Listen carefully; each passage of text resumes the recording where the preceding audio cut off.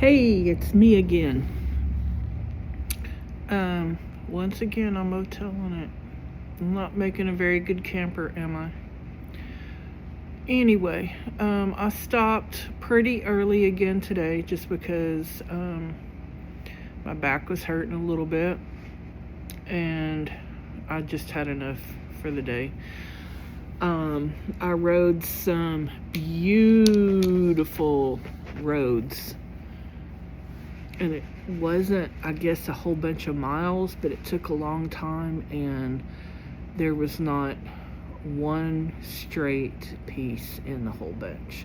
So all that traveling that I did going through the southern desert states where it was, 5 million miles and nothing but straight road, yeah, I made up for that today. And I think that's probably why my back is hurting a little bit, just having to navigate all those curves and stuff, but it was gorgeous. It was gorgeous. I'm trying to stay with a little elevation so that it's not so hot on my weenie. Say hi, weenie.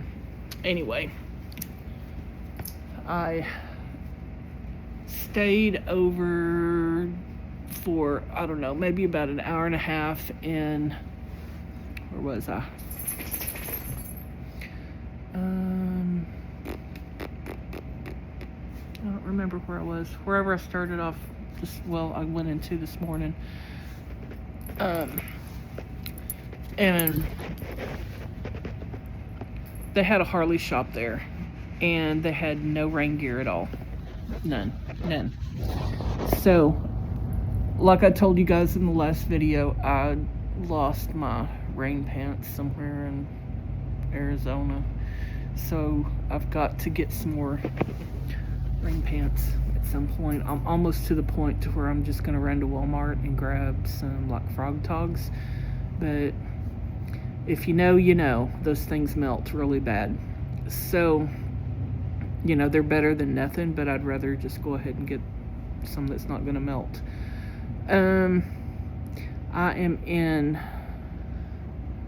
Banning, California right now. And like I said, I did make a bunch of miles, but they were gorgeous. I did take some pictures. I went through this little town called Idlewild, and it kind of reminded me, not the way it looked, but just because it was so touristy, kind of reminded me of Fredericksburg. And if it had been where, it was a little easier to see the town rather than having to walk the whole thing, I probably would have stayed there a little bit longer. And then on my notes that I took last night of where I was going to be coming today, I had planned on finding a place to camp. But, dumb me, I left my notes in my notebook. And then I just put my notebook in my luggage and didn't even look at it again. So, in between Idlewild and Banning is where I was supposed to be trying to find a place to camp. And I did see a couple places. And I should have stopped. Shoulda, woulda, coulda. Didn't, because I was thinking that I was going to be going north of here into a different national forest to find some place to camp there. So once I got to Banning, it's kind of in a valley. And so it was hot. My weenie was getting hot. I was getting hot. And I'm hungry. I still haven't eaten anything since breakfast this morning. So I just thought, well, I'm going to do one more night in a motel. I know this is getting old. And do a little better planning this time. So tomorrow, I don't have a lot on my list. I thought I would make this video and get it posted before, I got anything down on paper. But I know I want to go There's a highway called the Rim of the World Scenic Byway. I've never heard of it, but I'm gonna go ride it tomorrow. It looks like another one of those twisties. And so I'm gonna do that.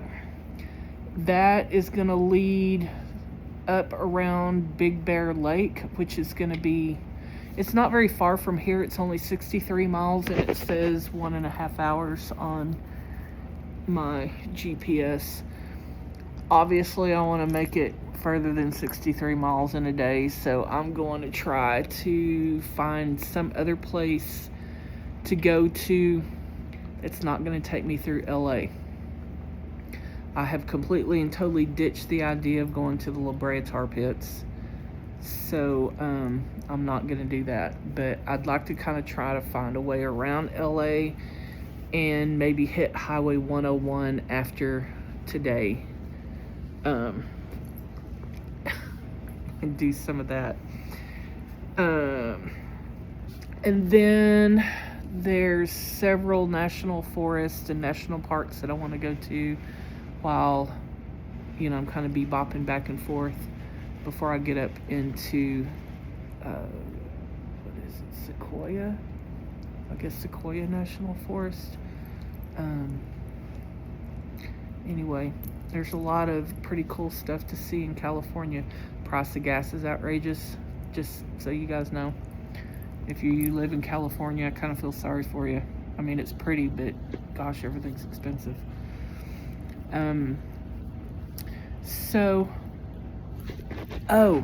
What did I do today?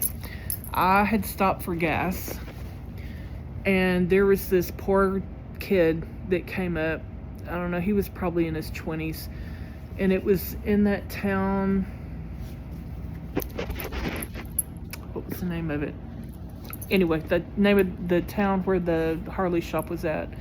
So the Harley shop wasn't open, so I went and got a pretty dang good carne asada burrito, and then I was getting gas, and this kid walked up to me, and I felt so sorry for him because he didn't look like he was like junked out, like a junkie, but he came up to me and he asked me if I had any food.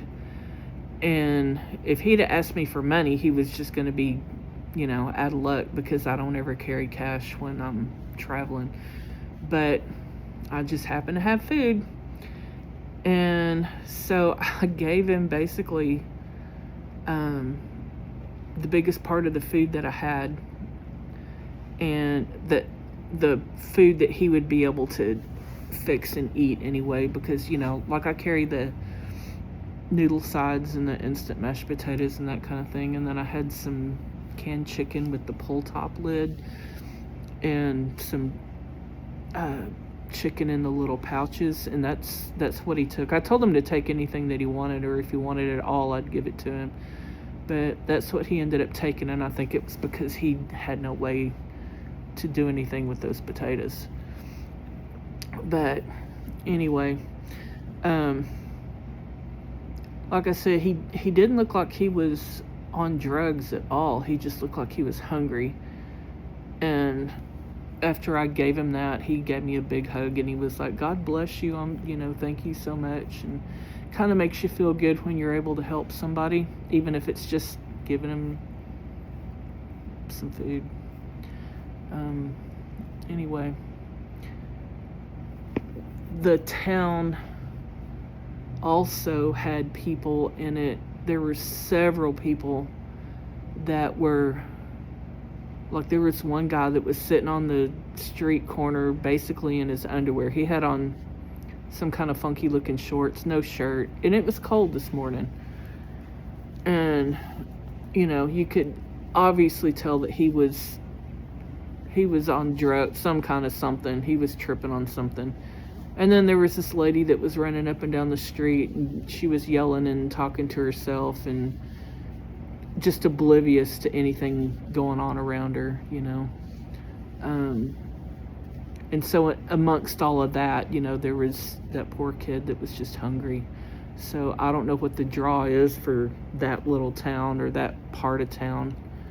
But, you know, if you're watching this, maybe pray for that kid that he gets some kind of chance to get off the street.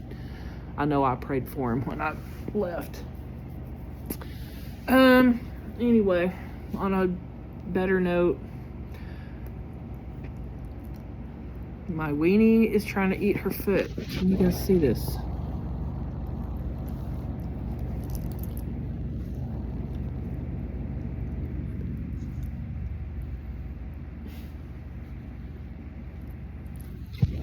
I'll tell you what, she has been the best little travel buddy. You know, I know there's not too many of you guys that's on here that know me personally, but the few of you that do, y'all know that the last dog that I had, Pebbles, she was a pit bull, way too big to fit on my motorcycle. And when she passed away last year, even before she passed away, I guess it was like, yeah, any dog I get next is gonna have to be small enough to go with me on my motorcycle. And this dog has been the best blessing. She was a gift from a very, very good friend of mine. And she just gives me joy every single day. She's just the cutest little thing. And I don't even like little dogs. Like, I don't like little dogs at all. But she doesn't act like she's a little dog. And she fits on my motorcycle, and she goes with me everywhere, and everybody thinks she's so cute. So she's always so happy in the morning. She says, "Good morning." Do you say good morning to me every morning? Yes, you do, just like that. Yes, you do. Good morning.